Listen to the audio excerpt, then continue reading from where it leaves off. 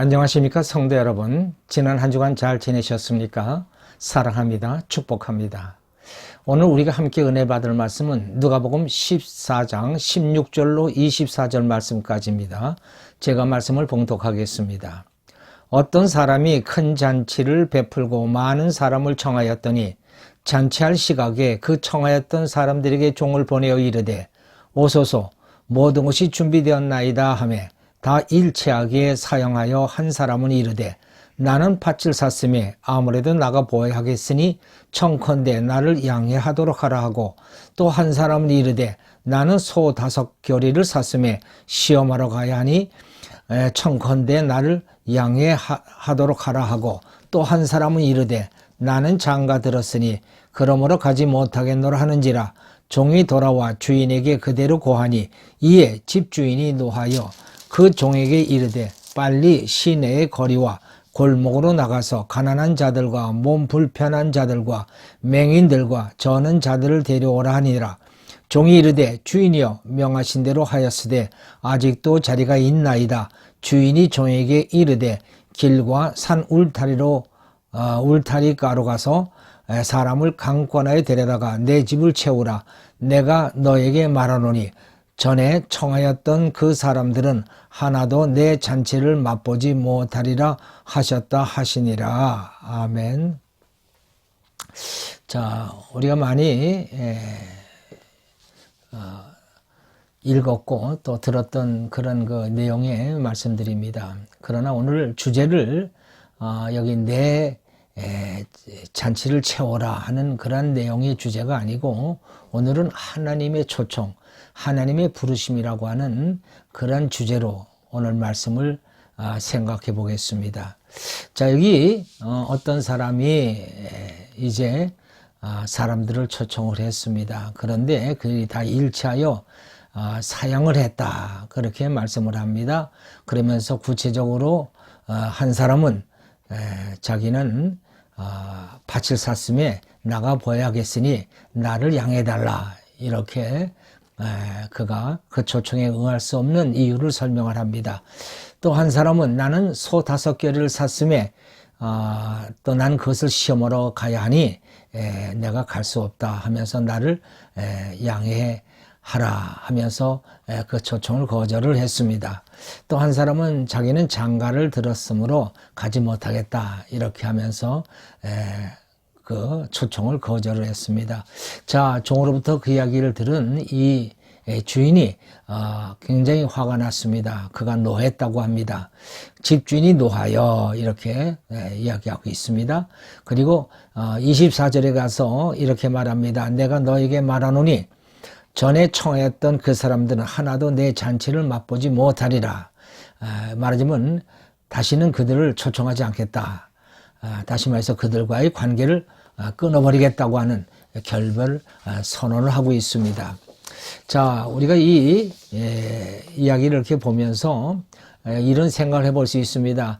자, 이 초청을 받은 사람들이 그럴 만한 이유가 있어서 거절한 것이고 또 거절할 때 그들이 일방적으로 그 초청을 무시한 것 같지는 않은데 왜 이렇게 주인은 노했을까 그런 생각을 합니다. 여기 보니까는 그 초청을 거절하면서도 그들이 말하기를 양해해달라고 양해를 구했습니다. 그럼에도 불구하고 왜 이 초청자는 그렇게 화가 났을까요? 자, 그가 이렇게 화를 낸 이유를 한번 생각해 보겠습니다. 자, 이 어떤 사람, 여기 오늘 누가복음에서는 어떤 사람인데, 자, 이 어떤 사람은 사실 이 예수님께서 비유로 말씀하실 때 이 사람은 누굽니까? 하나님입니다. 그러니까는 말하자면 하나님의 초청이었다고 하는 것입니다. 이 하나님의 초청에 대해서는 어떠한 이유도 허락될 수 없다고 하는 것을 말하는 것이죠. 그러니까 아무리 우리가 정당한 이유를 가지고 있다 할지라도 거부하거나 거절할 수 없다고 하는 것입니다. 이 마태복음에서는 똑같은 이런 병행 규절이 있는데 마태복음 22장입니다. 거기에 보면은 여기 이 어떤 사람을 마태복음에서는 임금님이라고 이렇게 표현하고 있습니다. 마태복음 22장 2절로 3절을 보면은 이렇습니다. 천국은 마치 자기 아들을 위하여 혼인잔치를 베푼 어떤 임금과 같으니 그 종들을 보내어 그 청한 사람들을 혼인잔치에 오라 하였더니 오기를 싫어하거늘. 이렇게 이 어떤 사람은 이 혼인잔치를 준비하고 초청한 이 초청자는 다름 아닌 임금이었다는 거예요. 여러분, 임금의 초청을 거절할 수 있습니까? 그건 거절하지 못합니다. 거절은 곧 죽음을 의미하는 것이죠. 죽고 싶으면 거절할 수 있습니다. 그래서 이 마태복음 22장 7절에서 임금은 그 거절한 자들에 대해서 노하여서 그들을 다 진멸하고 그리고 그 동네를 불살라 버렸다고 그렇게 말씀합니다. 여러분, 그렇습니다. 하나님의 부름은 거절할 수 있는 것이 아닙니다. 하나님의 부름을 거절하는 것은 그것은 곧 죽음을 의미하는 것입니다. 무서운 재앙이 따르고 또 마침내는 멸망이라고 하는 사실을 예수님은 우리에게 설명하고 계시는 거예요. 여러분, 그렇습니다. 하나님은 참 은혜로우시고 또 인애하시고 자비로우신 하나님이지만은 그러나 정말 무서울 때가 있습니다. 하나님 정말 무서운 분입니다. 하나님은 우리를 지으셨죠. 그리고 우리의 모든 생사화복을 주관하신 분입니다. 그분의 부르심 앞에서 내 일을 가지고 이러쿵저러쿵 이유를 얘기한다는 것 자체가 그것이 얼마나 가소로운 일이 되겠습니까? 그래서 오늘 하나님의 부르심에 대해서 한번 생각해보는 시간을 갖고자 합니다. 첫째로는 구원으로의 부르심입니다. 여기 오늘 이 혼인잔치도 사실은 무엇을 의미하는 거냐면 이것이 바로 구원을 말하는 것입니다. 하나님은 우리를 구원하시기에 우리를 부르십니다. 저는 불신자 집안에서 태어났고 또 그런 분위기에서 그런 환경 속에서 자라났습니다. 제가 우리 아내를 만나기 전까지는 교회를 가본 적이 없는 사람입니다.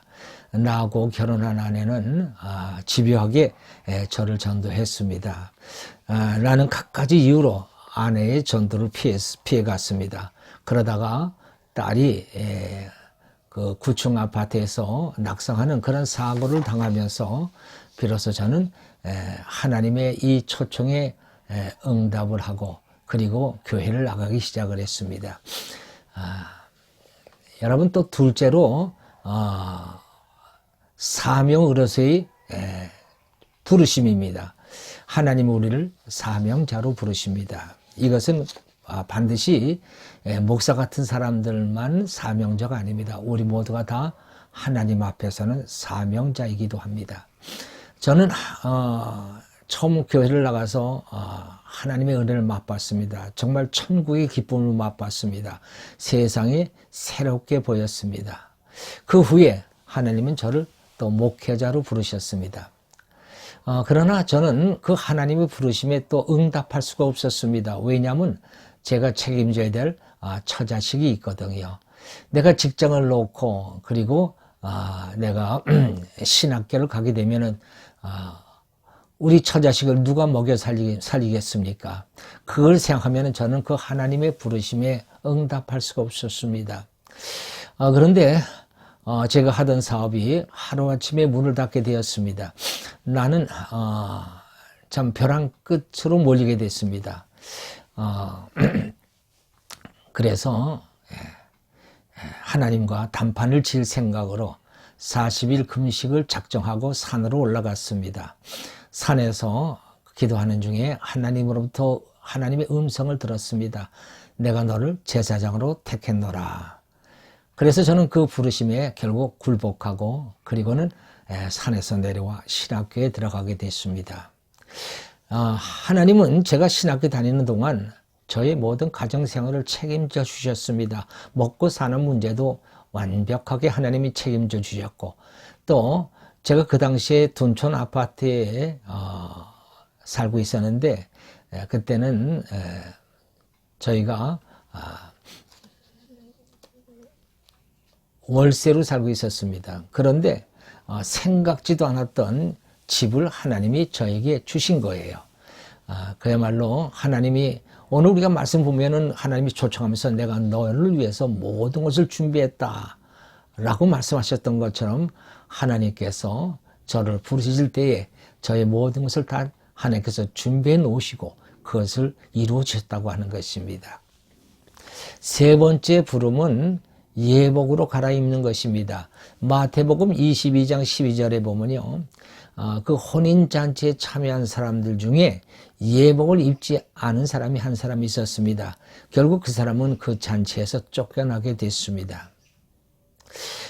저는 가끔 그런 얘기를 듣습니다. 유명한 목사님들 중에 하늘 성전에 들어가지 못한 사람이 있다라는 얘기를 들었습니다. 근데 그것이 사실인지는 저도 모르겠습니다. 제가 확인해 본 적이 없으니까요. 그러나 여러분, 예수님의 말씀에 그런 사례가 곳곳에 있습니다. 마태복음 7장 22절을 보면 이런 말씀이 있습니다. 많은 사람이 나에게 이르되 주여 주여 우리가 주의 이름으로 선지자 노릇하며 주의 이름으로 귀신을 쫓아내며 주의 이름으로 권능을 행하지 아니하나이까 하리니 그때 내가 그들에게 밝히 말하되 내가 너희를 도무지 알지 못하니 불법을 행하는 자들아 내게서 떠나가라 하리라.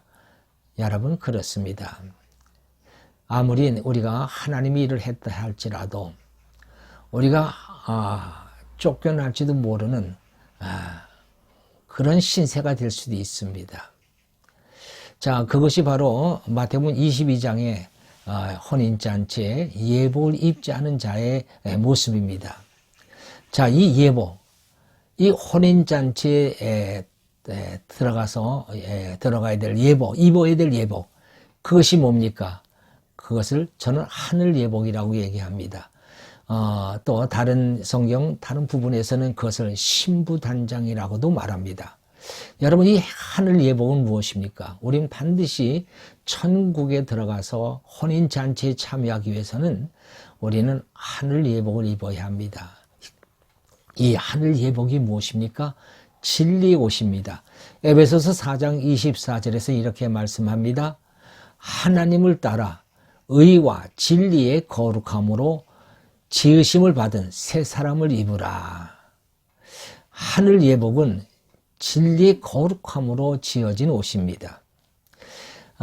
말씀 앞에서 자기를 살피고 또 말씀을 양식으로 삼으며 또 말씀과 동행하는 사람, 바로 그 사람이 진리의 거룩함으로 지으심을 입은 사람이 되는 것입니다.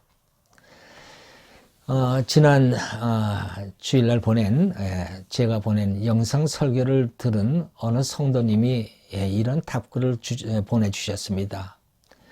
이번 주 말씀을 들으면서 많은 위로를 받았습니다. 어느 순간에도 하나님 말씀과 함께 해야만 제가 살 길임을 다시 한번 깨닫는 말씀이었습니다. 그렇습니다. 여러분, 말씀을 듣고 그 말씀을 먹고 그 말씀이 주는 에너지로 우리가 살아간다면 우리는 거룩한 옷을 입은 하늘 예복을 입은 자로 우리는 하늘나라에 들어갈 수 있을 것입니다. 그런 자가 하나님께서 준비하신 모든 것을 얻는 그러한 복된 삶을 살게 되는 줄로 믿는 것입니다. 하나님은 우리를 부르십니다. 우리를 천국, 구원으로 부르십니다. 또 하나님은 우리를 사명자로 부르십니다. 또 하나님께서는 우리를 거룩한 예복을 입은 자로 부르십니다. 이 하나님의 부르심에 온전히 응답함으로 말미암아 하나님이 준비하신 모든 것으로 즐거워할 수 있는 여러분들 되시기를 주의 이름으로 축원합니다. 기도하십시다. 할렐루야. 하나님 아버지 감사합니다. 오늘도 하나님이 우리에게 주신 귀하신 말씀을 마음에 새깁니다. 하나님은 우리를 부르십니다. 이 하나님의 부르심에 어찌 핑계가 있고 이유가 있을 수 있겠습니까? 오직 하나님 앞에 순종하는 것뿐인 줄로 믿사오니 하나님이 부르실 때 그 말씀에 순종하여 하나님의 뜻을 이룬 자들 되게 하시고 또 하나님이 준비하신 그 모든 것으로 충만함을 받는 하나님의 복된 백성들이 되게 하여 주옵소서. 감사하고 우리 주 예수 그리스도의 이름으로 기도하옵나이다. 아멘.